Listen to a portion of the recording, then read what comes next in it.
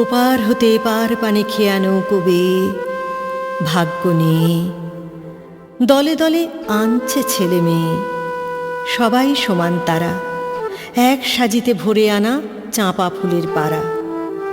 তাহার পরে অন্ধকারে কোন ঘরে সে পৌঁছিয়ে দেয় কারে, তখন তাদের আরম্ভ হয় নব নব কাহিনী জালবোনা, দুঃখে সুখে দিন মুহূর্ত গোনা। একে একে তিনটি মেয়ের পরে শৈল যখন জন্মালো তার বাপের ঘরে, জননী তার লজ্জা পেল, ভাবল কোথা থেকে অবাঞ্ছিত কাঙালটারে আনলো ঘরে ডেকে। বৃষ্টিধারা চাইছে যখন চাষি, নামলো যেন শিলাবৃষ্টির রাশি। বিনা দোষের অপরাধে শৈলবালার জীবন হলো শুরু, পদে পদে অপরাধের বোঝা হলো গুরু। কারণ বিনা যে অনাদর আপনি ওঠে জেগে, বেড়েই চলে সে যে আপন বেগে।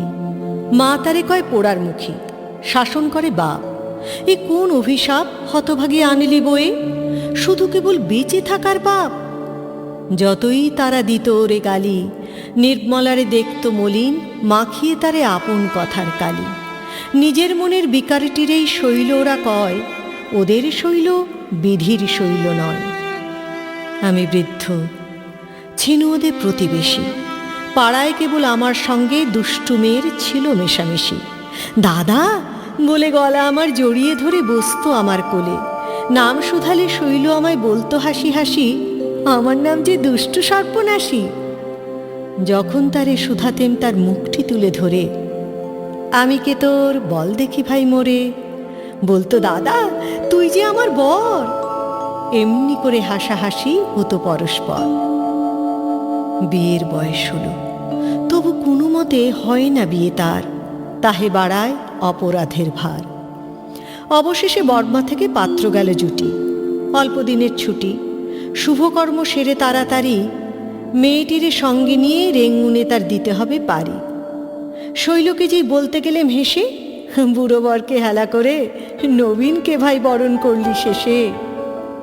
অমনি যে তার দু চোখ গেল ফেসে, ঝরঝরিয়ে চোখের জলে। আমি বলি ছিছি, কেন শৈল কাঁদিস মিছিমিছি, করিস অমঙ্গল। বলতে গিয়ে চক্ষে আমার রাখতে নারি জল। বাজল বিয়ের বাঁশি, অনাদরের ঘর ছেড়ে হায় বিদায় হলো দুষ্টু সর্বনাশী। যাবার বেলা বলে গেল, দাদা তোমার রইল নিমন্ত্রণ, তিন সত্যি যেও যেও। যাব যাব যাব বই কি বোন, আর কিছু না বলে আশীর্বাদের মতির মালা পরিয়ে দিলেম গলে। চতুর্থ দিন প্রাতে খবর এলো, ইরাবতীর সাগর মোহানাতে ওদের জাহাজ ডুবে গেছে কিসের ধাক্কা খেয়ে।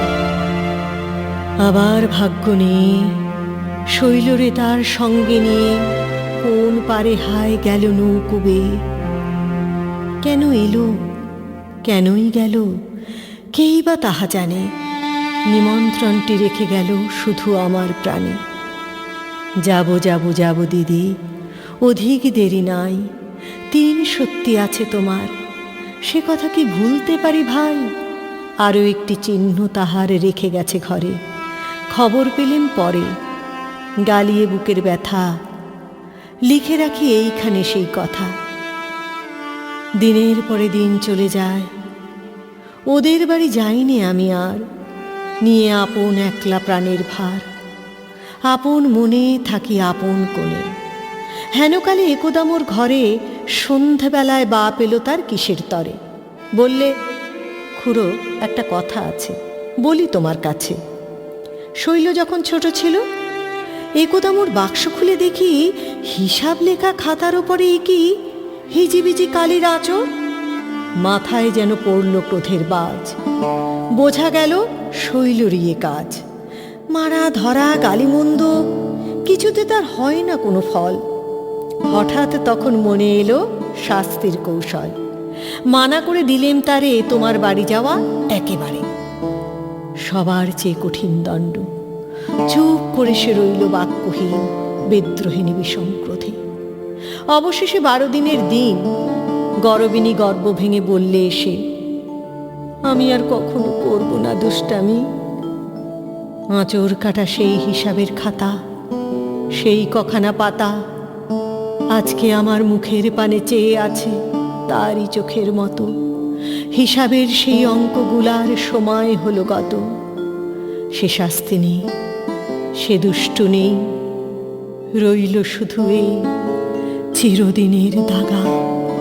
শিশু হাতের আঁচড় কটি আমার বুকে লাগা।